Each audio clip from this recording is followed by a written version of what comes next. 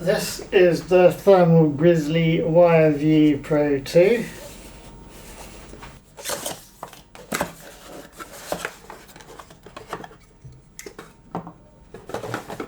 Just turn it round.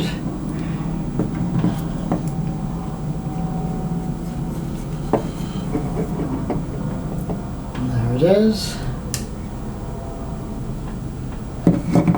And the question is, can I get it to fit inside here? Like so. By the way, this is a gigabyte card, so the little slot is at the bottom here. And so you want this to be this way up. And so you want the reversed version of this. This comes in two versions, one where it would go that way up, one where it would go that way up. Okay, one thing I was concerned about is that this heatsink sticks out a little bit further and this socket is quite recessed, and you've only got so much on here, can you see, and you only have so much sticking outness of this plug. So I did measure it and I guessed it had a decent chance, but I'm not absolutely certain it's going to fit. See if it fits. Let's go.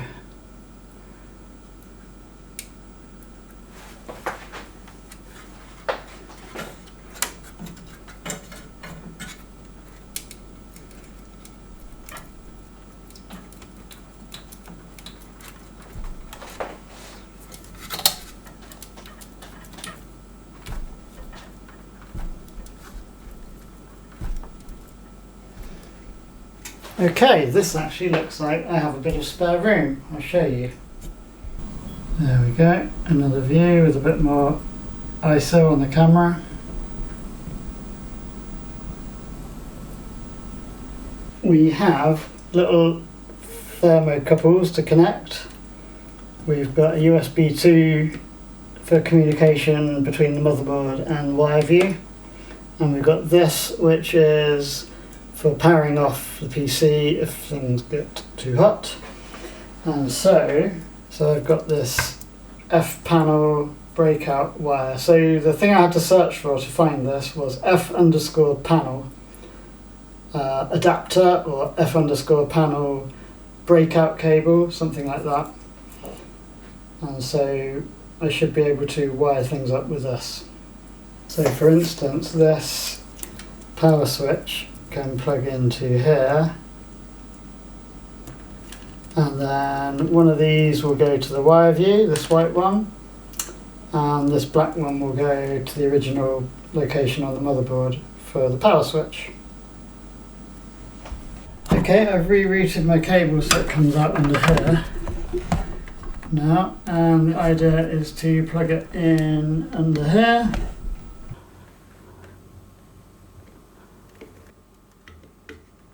There we go. Now it's lined up.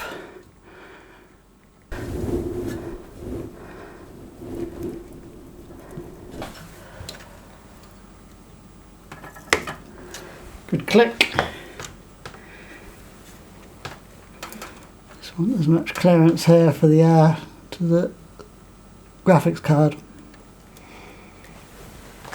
And that should be okay. Right, I've found a spare USB 2 on the motherboard,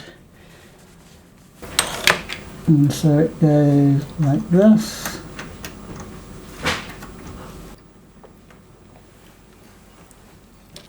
and then the other end goes in the WireView Pro.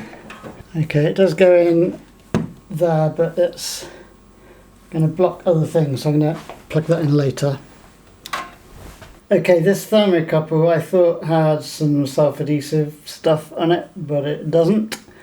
I can see on Amazon there's something called thermocouple tape, which I don't have, which I guess is tape that will stick and will cope with high temperatures. So for now I'm going to just connect these and see if there's anywhere I can wedge them that will work. Okay, here's everything plugged in. It would have been a lot easier to plug these things in before mounting the WireView, but I persevered because I don't want to keep plugging and unplugging it too many times. I don't want to wear out the connectors. Okay, for now I've managed to get this, you can see just here, thermocouple is just tucked under a clip for now, and the other one I've just stuck in this nest of wires for anywhere else to put it. So yeah, I think this needs some tape to hold it in place really in a better position, but it's something to measure for now. I've been following this diagram to wire up the front panel connector, and this is what I have so far. So it's like that on one side, and on the other side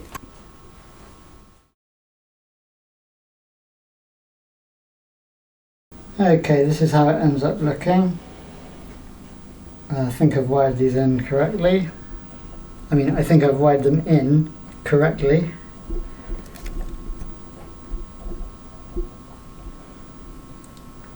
So the fly lead comes off and goes to the WireView.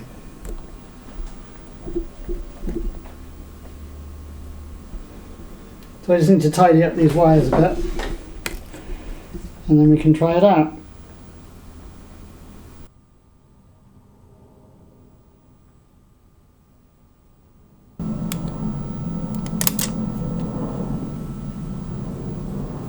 Right, the computer is back in its normal position, and the WireView is installed, and everything is working, and the switches work, and also the lights on the front panel work. So what I'm going to do is run a test with some sort of benchmark and see what happens. Okay, I'm now going to run the Speedway benchmark, the 3D Mark Speedway benchmark, and we'll see how things look.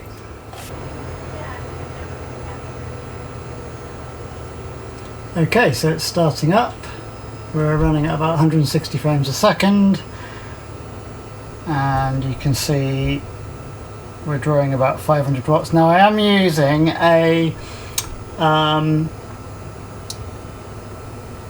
I'm using Afterburner to undervolt the card ever so slightly, which does make about, without the undervolt, the card peaks at like over 600 watts, but with the undervolt in place it stays below 600 watts most of the time.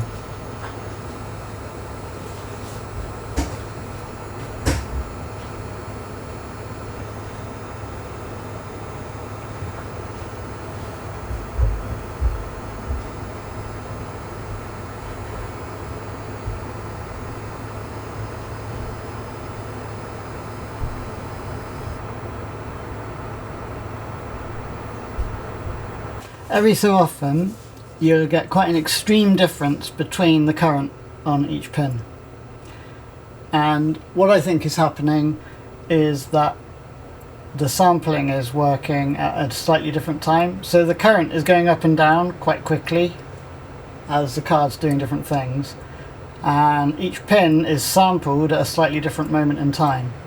So every so often you'll get an update on the screen showing quite wildly different currents in each pin.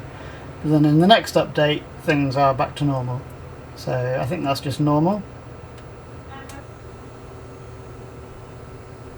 There we go. So for that second, two of the pins were much higher current than the others, but then everything leveled off, and I think it's just that in that moment the current was changing rapidly and the sampling happens at a slightly different moment in time for each pin. And you have to go all the way to the firmware version menu, like this, and then hold it. And now we have this menu, and I'm just going to change the current limit. So fan control is on auto. I have seen the fan running by putting it into manual mode, but on auto it doesn't run very much. What's this? Pin current limit. Let's just set that to some ridiculous number, like 2 amps. and then see if we can get this thing to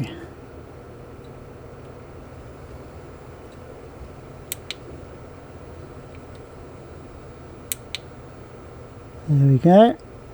So this should start to throw an alarm soon.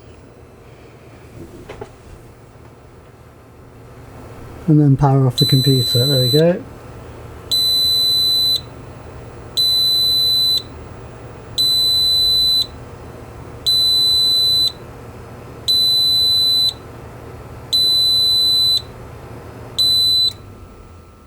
Nice, it just powered off the computer. So there we go, WireView 2 Pro, fully functional. And the nice thing is I can even read the display through the mesh side of my case.